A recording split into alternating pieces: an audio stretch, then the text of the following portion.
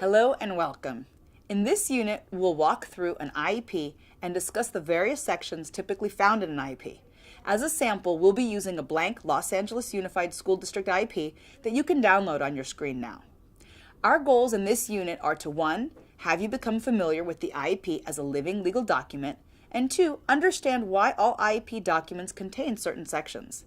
But let's begin with a very basic question. If you've downloaded our sample IEP and you don't live in Los Angeles, you may be wondering why your child's IEP looks different than our sample. Well, to address this issue, let's go back to IDEA, which is the federal law that gives us many of the rights we have in special education law. In IDEA, or IDEA, there's a section of the law that speaks to what components should be in an IEP. However, IDEA does not give us a national template that must be used by all school districts. That's why we're doing this walkthrough. Legally required information will be in your child's IEP, but if you don't know where to find it, you may miss it. So why is it that we don't have one universal IEP template? To answer this question, let's quickly discuss our system of government, which is called federalism. Think about the minimum wage. Currently, the federal minimum wage is $7.25 an hour. California's minimum wage is $9 an hour. In Los Angeles, the minimum wage is on track to be $15 an hour by 2020. How can we have so many different minimum wage? Well, states and cities can add to the rights given by the federal government, here being the minimum wage. This is perfectly okay as long as states and cities are adding rights. Now, what would happen if a state or city tried to pass a law that would pay someone less than our current minimum wage of $7.25 an hour? That would be illegal because the federal government has already set a bar of $7.25 an hour as a basic minimum right. IEPs work similarly in that federal law tells us what should be in an IEP, but states, cities, and school districts can develop their own templates as long as they meet the basic legal requirements given to them by the federal government. That is, all districts have leeway in developing their own IEP templates as long as they respect the bar set by the federal government, just like in our minimum wage example. All right, let's begin. Let's look at the sample LAUSD IEP we've provided for you. Remember, not every IEP will follow this format or use this IEP's exact terms, but the general information we cover should be in all IEPs.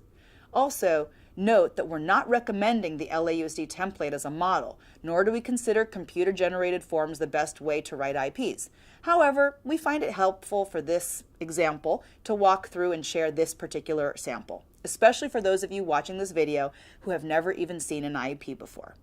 The first thing that you might see when you look at our sample IEP is that it's a written document.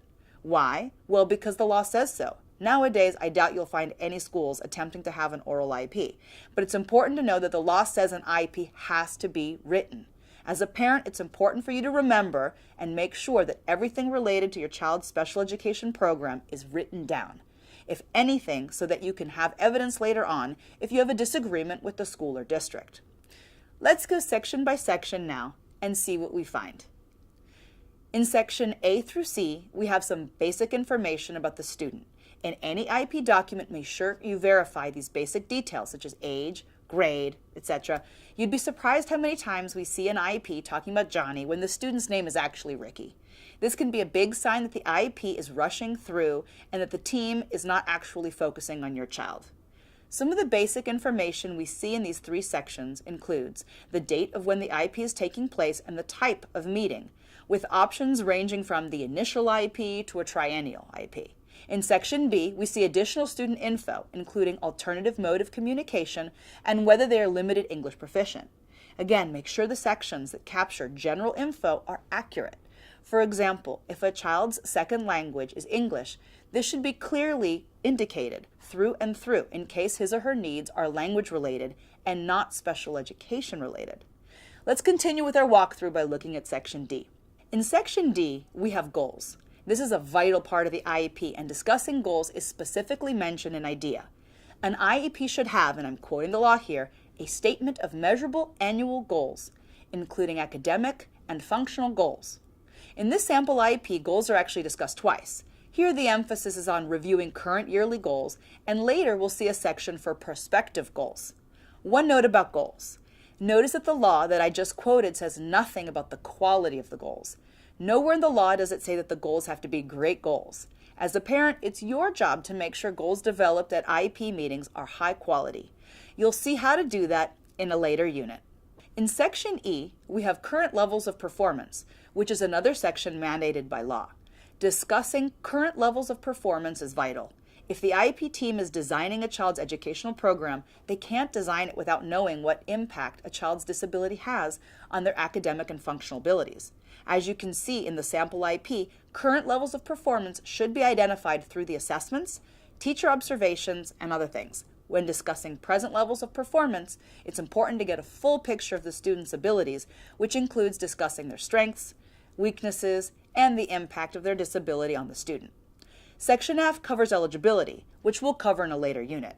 However, one important thing to remember is that all students who are in special education must fall under a special education eligibility category.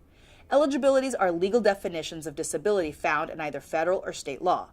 All IEPs should discuss eligibility because knowing a student's eligibility can help tailor services. That is, a student shouldn't just get a special education service, they should get services that directly relate to their disability.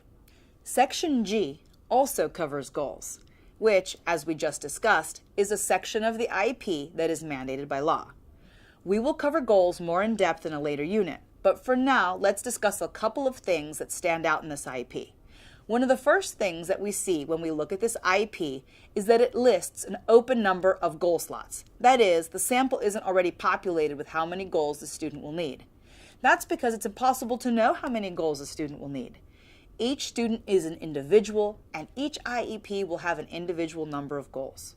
Now let's look at the method of evaluation. When developing goals, it's important to have a way of verifying or checking that the goal was met. In a later chapter, we'll teach you some strategies to do this, but for now, just notice the options in our sample IEP. Through tests, work, observations, etc., you'll see that LAUSD also has a section for tracking progress through reporting periods. These two sections, how goals will be measured and a section for progress reports, are also part of the law and should be in every IEP. Finally, in Section Q, our sample IEP has several important sections involving parent participation and notification of the IEP meeting. We'll cover the legal significance of these two actions in a later unit, including the consent options you have when you decide to sign an IEP. However, for now, I just want you to see that your consent and your signature are the last things that we see in this IEP. Why? Well, the IEP is a legal document and your signature is required to make this contract binding on both you and the school. Okay, those are some of the core sections of a typical IEP. As I've already mentioned, not every IEP will have all these sections in this order, but all IEPs should include the same general and legally required components. If you feel a little confused after this walkthrough, that's okay. IEPs are legal documents, and legal documents are always difficult to digest. Take your time to read your IEP 2 or 3 times or more until you're familiar with it. Then, read it a few more times to learn what's in it. Now that we've walked through some of the important sections of an IEP, I do want to restate that we have not covered every section that should be included in an IEP. Today, we looked at core sections of an IEP only. Throughout this unit, we've given you the legal site for the section of IDEA that the components of an IEP come from. I highly suggest you look it up online for yourself and familiarize yourself with this very important part of the law.